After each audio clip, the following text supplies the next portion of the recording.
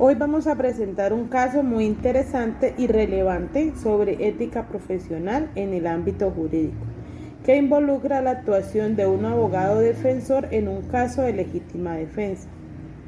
El caso se trata sobre Juan. Juan es un hombre que fue atacado por un intruso que entró ilegalmente a su casa con la intención de robar. Juan, en defensa propia y de su familia, utilizó la fuerza para repeler el ataque.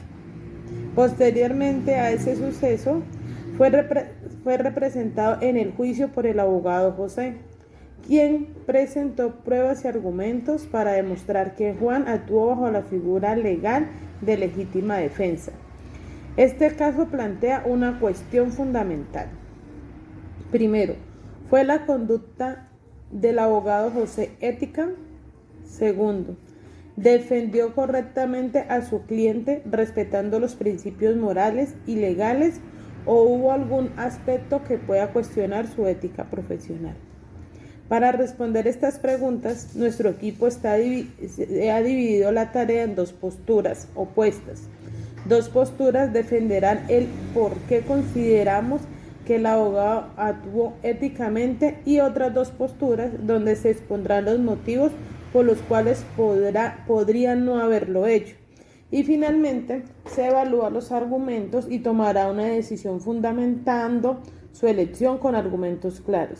Esperamos que este análisis nos permita comprender mejor la complejidad de la ética en la abogacía, así como la importancia del equilibrio entre defender los derechos de los clientes y mantener los valores morales que sostienen la justicia. Mi nombre es Paula Andrea Pinza. En primer lugar, es fundamental reconocer que el abogado José actuó con diligencia y profesionalismo, dos pilares esenciales de la ética jurídica. La abogacía no solo implica representar a un cliente, sino hacerlo con lealtad, compromiso y respeto a la ley. José presentó ante el tribunal todas las pruebas pertinentes, incluyendo testimonios que corroboraron la legítima defensa de Juan, lo que evidencia que su defensa estuvo basada en la verdad y no en artificios. Además, José respetó la transparencia y la honestidad al no distorsionar los hechos, ni ocultar información relevante. El compromiso con la verdad es un requisito indispensable para mantener la confianza en el sistema judicial y la protección legal. En el ordenamiento penal colombiano, la legítima defensa está consagrada en el artículo 32, numeral 6 del Código Penal y dispone: no habrá lugar a la responsabilidad penal cuando se obre por la necesidad de defender un derecho propio o ajeno contra injusta agresión, actualmente o inminentemente, siempre que la defensa sea proporcionada a la agresión. Se presume la legítima defensa a quien rechace al extraño que indebidamente intente penetrar o haya penetrado a su habitación o dependencias inmediatas. La legítima defensa no es nada más que el ejercicio de la violencia para proteger un bien jurídico propio o ajeno, atacando de forma injusta y cuyos elementos estructurales son necesidad de defensa. Defensa de derecho propio o ajeno, agresión actual o inminente, proporcional entre la agresión y la defensa. Necesidad de la defensa,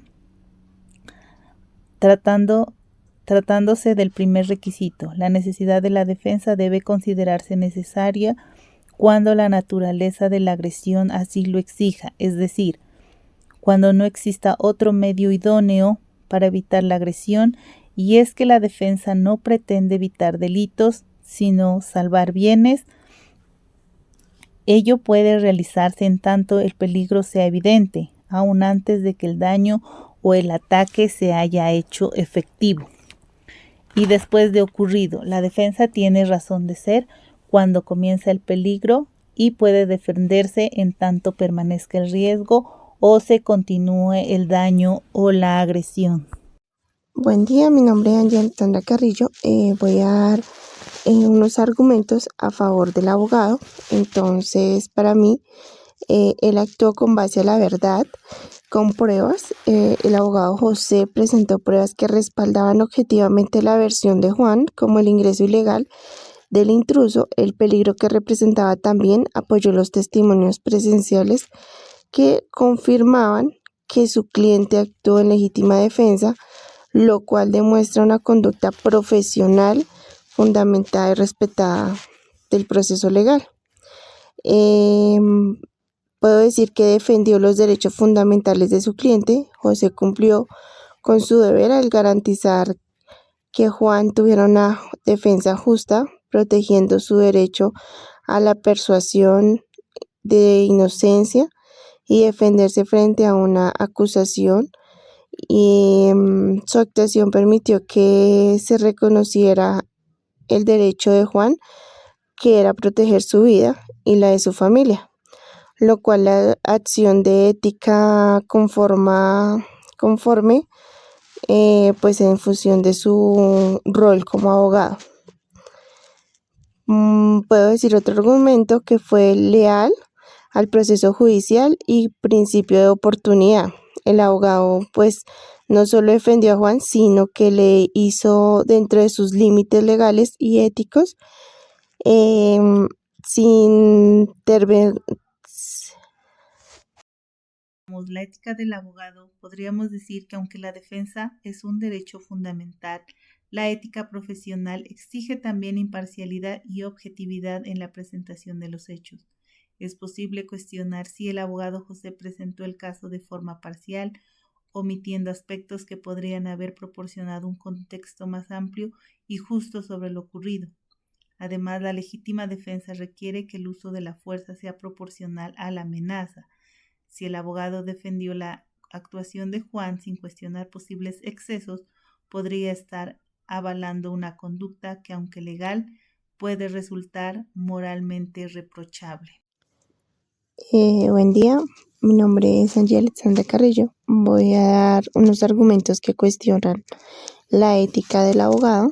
Entonces, para mí es posible que la parcialidad al construir la defensa, aunque defendió a su cliente con éxito, podría cuestionarse si José seleccionó únicamente las pruebas que se favorecían a Juan, omitiendo hechos o matices que demostraban la posible reacción excesiva. Entonces, en ética profesional, el abogado debe actuar con inteligencia, integridad, no solo simplemente buscar la absolución a toda costa. Otra que puedo decir es que la defensa está basada en una narrativa emocional. Es posible que el abogado apelara más al miedo y la empatía tribunal que un análisis jurídico y objetivo. Destacó el rol de Juan como padre y protector. Si bien legítimo argumentar con base a los sentimientos humanos, es abusar con la estrategia que podría distorsionar la valoración real de estos hechos. Puedo decir que es posible la normalización del uso de la violencia.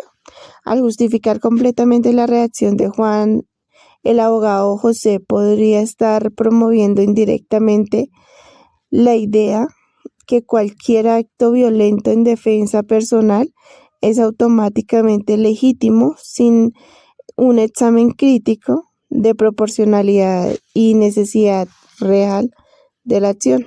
Gracias. Bueno, vamos a sacar la conclusión y la decisión final. Tras escuchar ya los argumentos presentados por nuestros compañeros, las diferentes posturas, podemos concluir que la labor del abogado José en este caso fue una gran medida ética, pues él se basó en la presentación transparente y fundamentada de pruebas que respaldaban la legítima defensa de Juan, garantizando así un proceso justo y respetando los derechos fundamentales. No obstante, también es válido reconocer la importancia de mantener una actitud crítica y reflexiva, evitando caer en defensa absoluta que puedan justificar conductas cuestionables desde el punto de vista moral. En este caso específico, la actuación de José demuestra que es posible defender con ética y profesionalismo, respetando los principios jurídicos y morales, siempre que se mantenga un equilibrio entre la lealtad al cliente y el compromiso con la justicia. Por eso consideramos que la postura que sostiene la conducta ética del abogado es la más sólida y justificada, aunque debemos mantener siempre un compromiso permanente con la reflexión ética de nuestra profesión.